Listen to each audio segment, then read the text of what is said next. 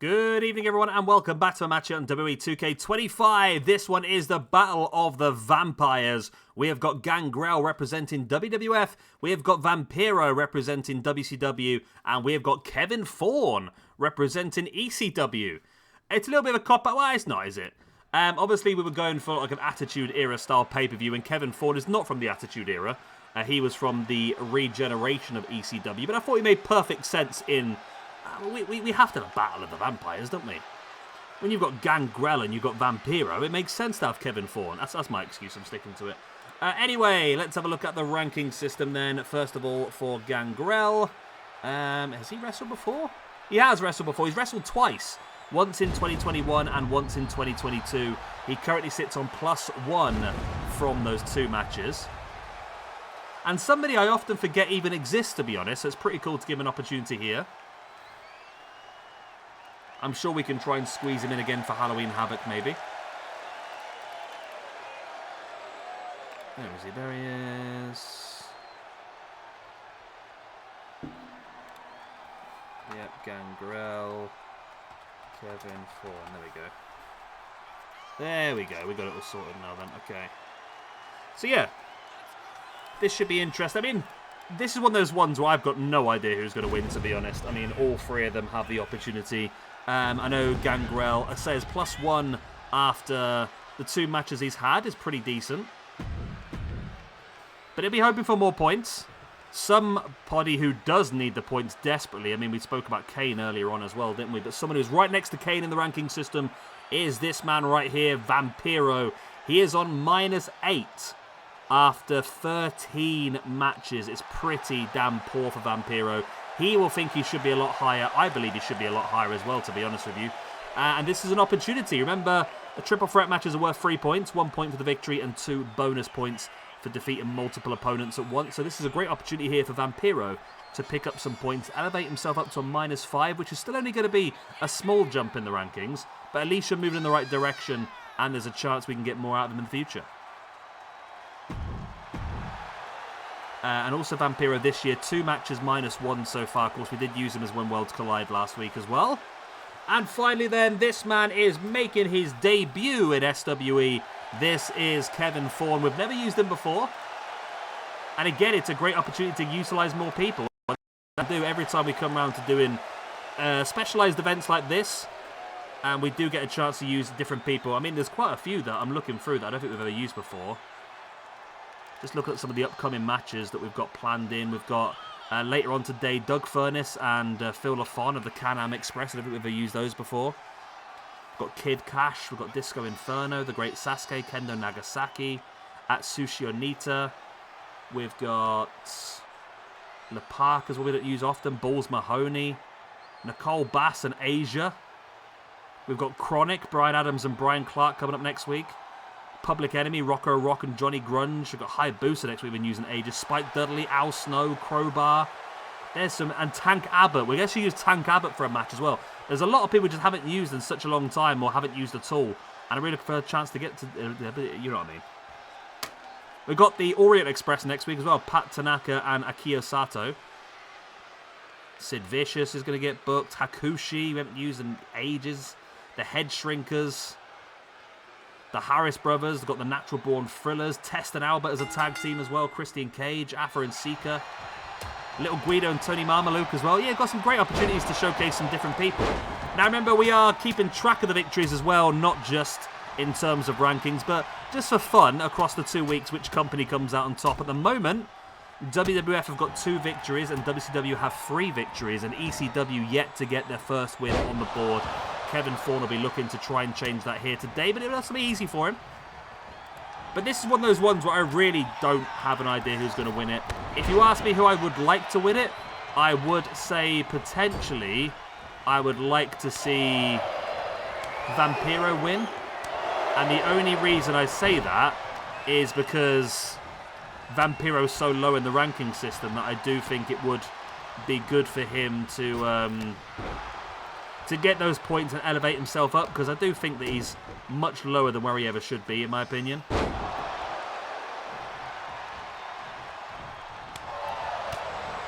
I think where he is so low in the ranking system is pretty terrible.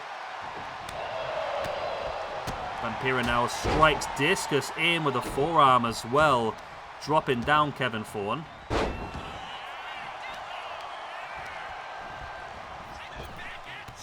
Gangrel now with the Fez press, raining down the strikes into Kevin Thorn.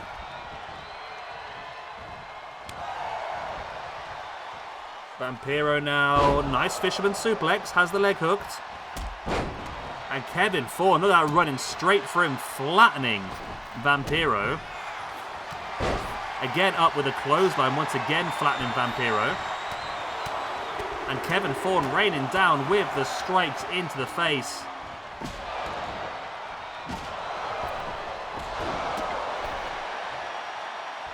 Gangrel now raining down with the strikes of the baseball bat, spinning in with a leg drop. And Kevin Thorn now with a gut wrench into a gut buster.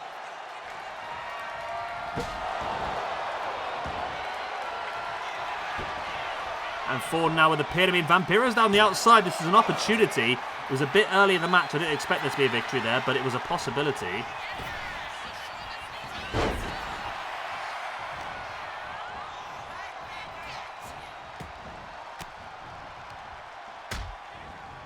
The elbow in the gut there by Gangrel. Kevin Thorn has him now. There's the knee into the gut. I reckon we could do a tag team match. Do you reckon we could do for Halloween Havoc? We can do like, was it vampires versus werewolves? How many werewolf wrestlers are there? Anyone know? Wrestlers, werewolf. Oh, hang on a minute. Okay, no, Jacob Fatu is known as the werewolf, isn't he? Yep. Jacob Fatu is a werewolf gimmick.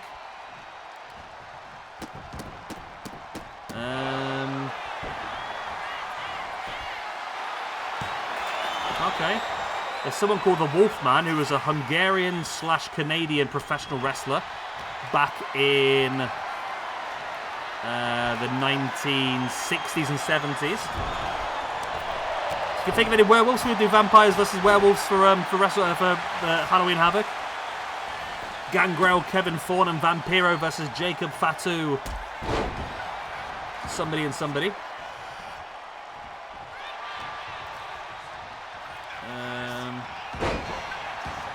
Oh, okay.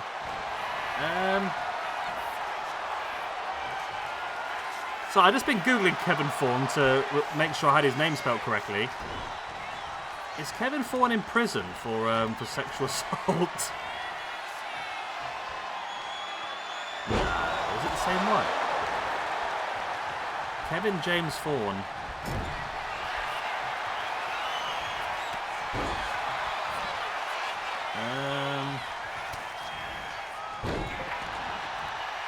No, okay, no, ignore it, it's fine. It looks like that's a different Kevin Thorn, not the same one. That's fine then.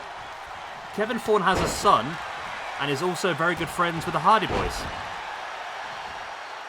He is now a realtor in Indianapolis. There you go.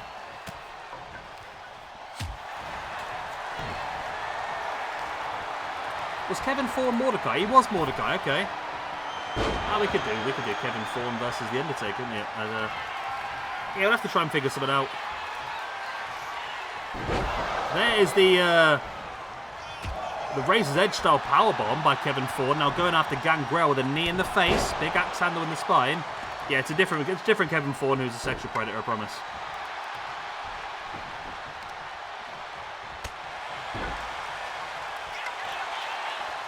Did a bit of work on the independent scene as well. It actually worked a taping for TNA back in 2009 as well. Well, Kevin Thorn with a 2 count there on Vampiro. It was close. Sending Vampiro off the ropes. There's a back elbow. I mean, you don't necessarily need to do the vampire thing, do you? Because you do have Gangrel and the Brood. So you can have Edge and Christian with Gangrel as the Brood.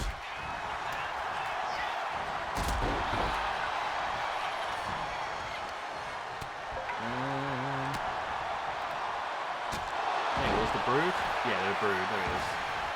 Vampiro now then with a pin on Gangrel, but Thorn is there to break it up.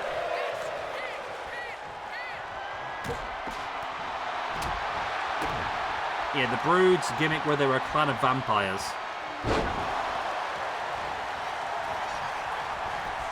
Although they were never really mentioned as a gang of vampires, just they were living a gothic lifestyle, apparently.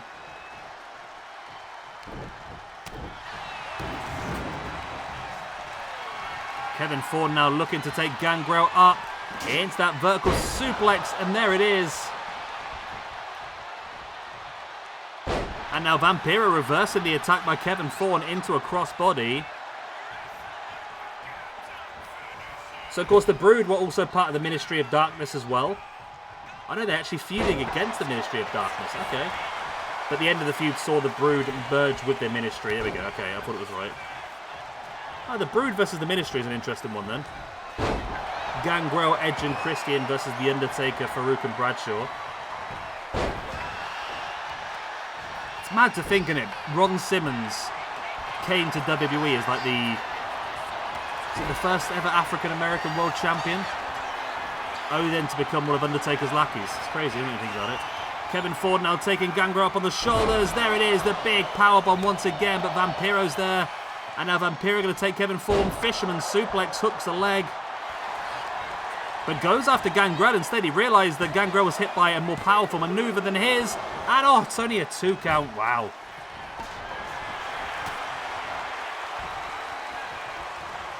And now there's the big full Nelson slam. And now Thorn taking up Gangrel into a powerbomb position. There's a jackknife. There's the pin. No, it's not. There's the choke. Vampiro back in, spinning Kevin Thorn around. Up on the shoulders. Kevin Thorn fighting back.